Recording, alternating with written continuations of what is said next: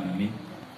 Telah kita ikuti bersama acara demi acara yang mana tadi kita telah bersama membaca surat Yasin, kemudian dilanjutkan dengan bacaan surat Al-Fil, Al-Nasyarah, dan kemudian sholawat nariyah, kemudian juga dilanjutkan dengan membaca manasik.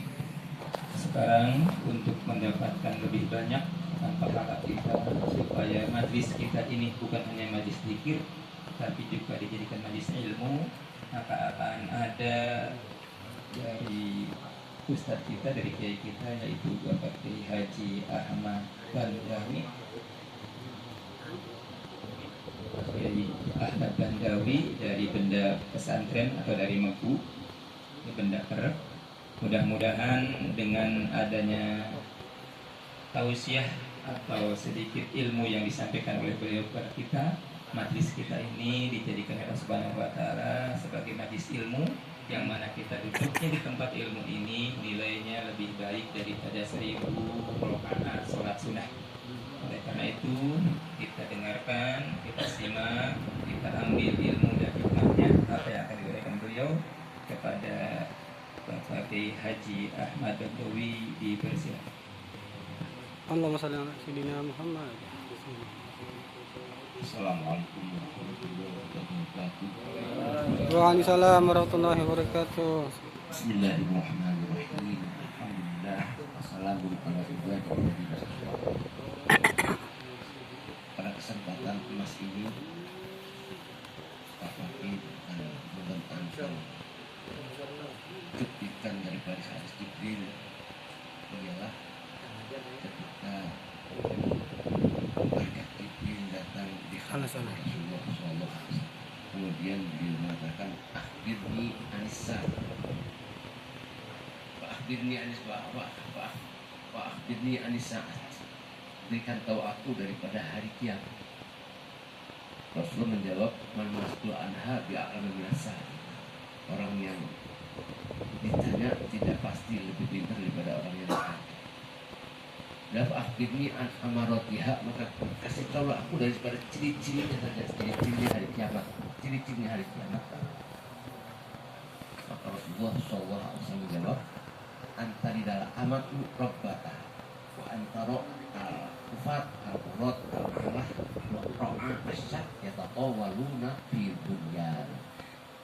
Rasulullah menjawabnya, ciri-ciri hari kiamat, ciri-ciri mendekati hari kiamat ketika sudah terbukti seorang anak memperbudak orang tuanya tanpa amatu rabbata. Nah sekarang sudah terbuktinya apa? Orang tuanya pensiun, nanti anaknya dan mantunya kerja, punya anak, nanti dititipkan sama orang tua. Ini rata-rata. Jadi pembantu itu sangat bahaya. Itu jadi diantaranya sebabnya susahnya ekonomi. Kalau di Banda sudah rahasia umum. Jadi kalau orang tua tuh nggak boleh sampai mencuci kotorannya cucunya. Jadi anaknya juga nggak boleh, orang tuanya juga sudah mempertahankan diri nggak mau, sebab mengingat bahaya. Bahayanya apa? Jadi sebabnya tidak bahagianya anak. Nah, ini sudah terbukti di mana-mana. Berarti orang tuanya sudah pensiun, cucu-cucunya yang ngopenin orang tuanya. Tapi tetap ada. Misal misal nggak bisa keluar itu, anak cucunya harus saya tidurnya harus sama saya aja. Itu tetap misal, walaupun cucunya. Wa antaro al-alam antaro al-fat, al-urat, al-alah, ro'a, asyak. Kalau sudah terbukti ketika zaman Rasulullah SAW, orang itu pengembala kambing melarat pengembala dan nggak bisa beli baju. Ufat, urat, tidak pakai sendal. Ufat, urat, telanjang, hanya kemaluan saja. Ro'a asyak, pengembala kambing, kalau mereka keturunan-keturunannya sudah terbukti berlomba megah-megah bangunan, tinggi-tinggi bangunan. sekarang sudah terbukti. Siapa? Orang Baduy. Orang Baduy itu siapa? Ya sekarang ahli Sekutu. Orang Sekutu suku Baduy. Sekarang berlomba tinggi-tinggi, lihat Jakarta, lihat Dubai, lihat Emirat Arab, lihat Mekah. Itu bangunannya luar biasa. Apakah negara-negara yang maju seperti Soviet, seperti Rusia itu bisa bersaing dengan Rusia, dengan Cina itu bisa bersaing. Kalau mereka sudah saling tinggi-tinggi bangunan, itu berarti sudah mendekati hari kiamat. Nah, hadis ini menunjukkan kita pun diantaranya harus mempelajari juga mengenai ciri-ciri hari kiamat. Sekarang di medsos sudah kelihatan, sudah banyak. Di antaranya Sungai Furat sudah mengering. Dalam hadis tidak bakal terjadi hari kiamat kecuali Sungai Furat yang ada di Irak sudah terbukti mengering, sudah tidak ada airnya. Inhasarat dan terbukti banyak bahan-bahan emas sudah terbukti. Dan nanti kalau di Mekah sudah hijau. Sekarang ada jutaan pohon, ada program pemerintah jutaan pohon untuk menghijaukan Mekah. Itu kalau sudah jadi, ya sudah jelas sekarang sudah banyak hujan, walaupun belum jadi sudah hijau sudah di Mekah. Dan di antaranya di Mekah terbukti banyak terowongan itu bahasa Arabnya hujan. Banyak terowongan di Mekah. Kalau sudah banyak terowongan, sekarang sekelilingnya Mekah terowongan. Kalau mau keluar nggak usah naik gunung, tapi sudah masuk terowongan. Itu di antara ciri hari kiamat. Dan di antaranya nanti di akhir zaman antara Yahudi dan orang Islam perang. Nah sekarang lagi perang berkecamuk, lagi naik turun mau gencatan senjata, dan sekarang mendekati kayak terjadi gencatan senjata. Nggak tahu barangkali nanti Israelnya melanggar lagi. Jadi ciri-ciri hari kiamat semuanya sudah terlihat, sudah bukti. Maka kita semua harus siap-siap bekal takwa, iman, takwa, ilmu, harus benar-benar siap menghadapi hari kiamat. Himmah yang tinggi, alil himmah, walaupun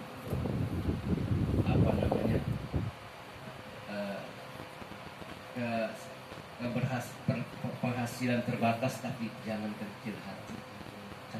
Sebab kecil hati itu sesuatu yang paling menjatuhkan seseorang adalah kecil hati. Kita harus besar hati, dan itulah jiwanya Rasulullah SAW. Kita harus besar hati, jangan putus asa. Meneladani Rasulullah SAW yang begitu gigih menyampaikan risalah. Maka kita pun harus seperti itu. Harus jangan kecil hati. Benar-benar kita ngajak pada teman-teman supaya baik, supaya mau menghadiri pengajian-pengajian. Cita-cita kuat mengajak rekan-rekan untuk selalu menggabung ke pengajian-pengajian, karena di akhir zaman yang dipentingkan itu kita berilmu dan kita kumpul dengan orang-orang yang seperti begini, nanti kuat ibu, mentalnya kuat, nggak kecil hati, jadi himmahnya. Ayaskurun nahimamukum, jangan kecil hati, karena kecil hati tidak ada yang sesuatu yang menjatuhkan seseorang daripada kecil hati. Ini dalam kitab Az-Zafar. Dan sebagaimana sebutnya Rasulullah, Muhammadun qa'imun lillahi imamin, Muhammadun khatimun lirrusli kullihim. Satu saat orang Quraisy membujuk Abi Thalib, wahai Abi Thalib, itu ponakan kamu itu jangan terus-terusan mencaci maki agama aku dan Tuhan aku. Ini pengennya apa? Kalau pengen duit mau saya kasih duit, kalau pengen perempuan mau saya kasih perempuan, kalau pengen jadi pemimpin saya jadikan pemimpin.